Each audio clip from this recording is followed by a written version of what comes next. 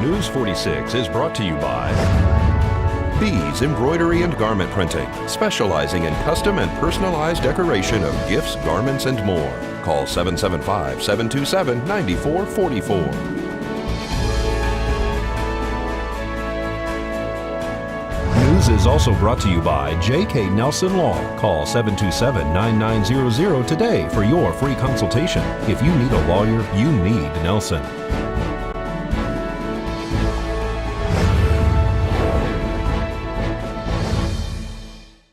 Tonight on News 46, a family is displaced following a home fire. The BOCC approves a conditional use permit. And International Women's Day is recognized locally. News 46 starts now. You're watching KPVM News 46 with Deanna O'Donnell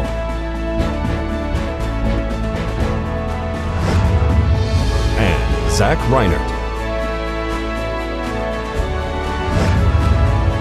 News 46, local coverage you can count on. Good evening. It's Wednesday, March 8th, 2017. I'm Deanna O'Donnell. And I'm Zach Reinert for News 46. A family is displaced and the state fire marshal is conducting an investigation into an early morning structure fire that occurred on Jewell Street this morning. Earlier this morning around 6:30 a.m. we were dispatched for a report of an unknown type fire in the area of Jewell and Basin. It was reported to be large amounts of white smoke in the area. There were numerous calls coming in.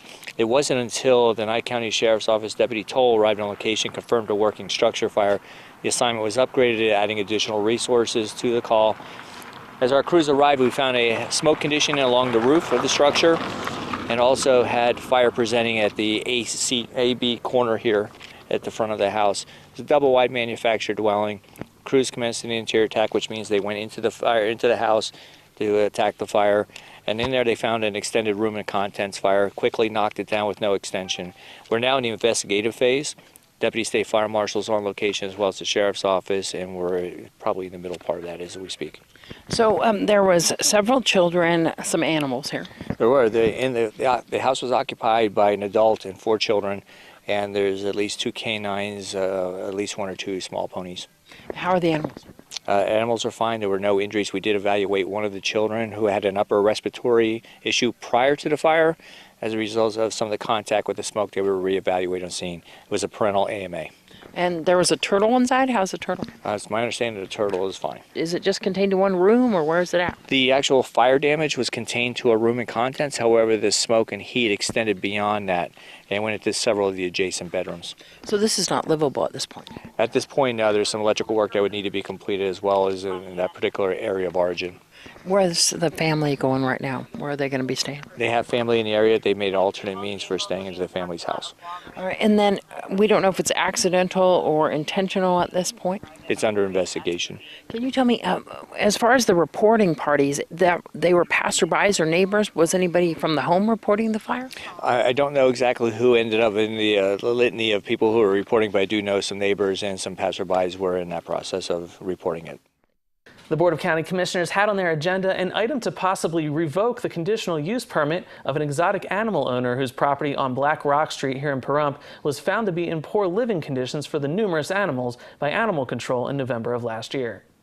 Subsection D, location of facility shall be in compliance with all local zoning and planning department requirements. Prohibited animal was found living within the confines of the property. During a facility inspection, the Nevada Department of Wildlife game warden was on scene with the animal control and deputies, found a prohibited animal, a fennec fox, residing on the property with both Mrs. Jackie Friedman and Mr. Hennigan. They both knew that that fox was there and had been there for several years. In addition, 2 animals, both bobcat hybrids, which did not have the required possession permits issued by the state of Nevada, were discovered within the home. One cat was discovered in the master bedroom with the door closed, and the second cat was discovered inside in a smaller bedroom with the door closed. That effectively trapped both cats in that area. They were not allowed to leave that area. It had been there for some time. NCO 6.30 .050 subsection B, the location where special condition animals will be housed. Facilities for holding permitted special condition animals must be located on the premises on which the permittee resides, or shall have a full-time caretaker to supervise the care and security of the facilities. And it was found that the primary resident was intended to be the full-time caretaker. However, she resided part-time at another location by her own admission. She spends intermittent full nights and partial days away from the property. Therefore, in accordance with Title VI as cited above, their permit was revoked, and all animals falling under the permit requirements had been removed from the property. The animals falling under was one male tiger. A permit was required by Nye County. One male African lion, permit required. Two female lionesses, also a permit was required. One black panther, permit required. One fennec fox, prohibited species by Nevada Division of Wildlife. No permit can be obtained for this animal. It's strictly prohibited in the state of Nevada. I would like to make a motion for them to have a permit and keep these animals on this particular piece of property for as long as they qualify and have permits. So I really, this is still America. I think we still have some rights. So I really ask that everybody vote and support them. We are a nation, a free nation, and we do have laws, and that helps us all. So, Commissioner Koenig, go ahead. Commissioner Cox, would you consider amending your motion to include that they have to get a conditional use permit? We realize that theoretically they're grandfathered, but we believe they've expanded that grandfathered use, therefore they would be required to get a conditional use permit. If they're grandfathered, they're grandfathered. I don't believe legally we could take that away from them. If you're grandfathered and expand your use, you're no longer grandfathered. We can go through this all over again, but I don't see any reason for it. But I do want you to pass this, and if that's going to have to be part of the issue, because I know you've sat on the planning board and you may see it that way, I will amend it to that point. All in favor, say aye. Aye. Aye. All opposed, say no. No. Passes 4-1. Valley Electric Association has expanded their reach to northern Nevada after now completing their partnership with a data center called Switch. There was a program a couple years ago that the FCC piloted which helped rural hospitals and medical facilities get connected.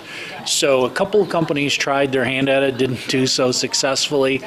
Switch stepped in and kind of bailed that project out.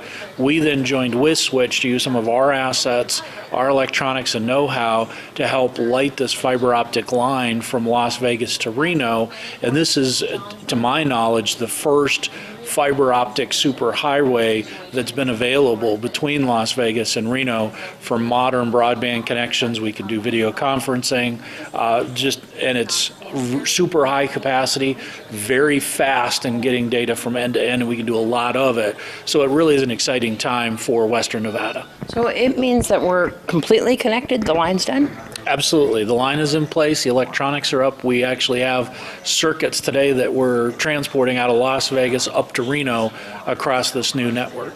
And so what does that mean for the regular consumers? The way they're going to benefit from it is when you go to a local hospital, the local school districts, then they're going to benefit when companies like Valley is able to provide low-cost, high-bandwidth broadband.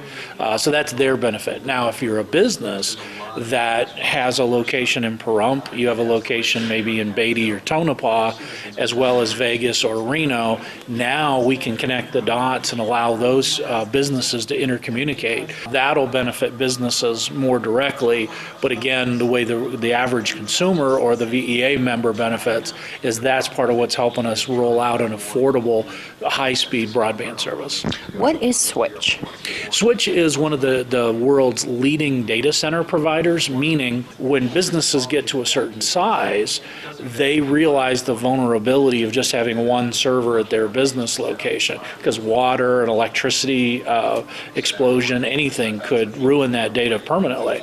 So what they do is they go to a data center provider, somebody that builds a big warehouse with racks and racks and racks of equipment, and then what you can do is buy another file server, put it in Switch's facility, and now you can back up your data not only in your own office, but at that data center. So that way, if you do have water pipe burst and it ruins all your computers, your data is still surviving over at the data center. So that's what they do. And then by us partnering on this line up to Reno, they're putting a new facility up there for more space.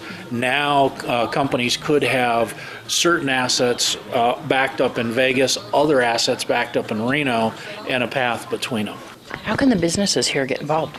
They can just call the company and ask for me, and we can help figure out what their needs are. Because, really, we're about helping them solve their everyday needs with new solutions. So if the business contacts me, we can review what their needs are, and then if we need to bring in other partners to help solve those problems, we can do that. So yeah, the good place to start is simply by contacting me. All right, pretty interesting and exciting stuff for I Southern know. and Northern Nevada. Isn't that great? Yeah, how awesome. All right, we'll be right back.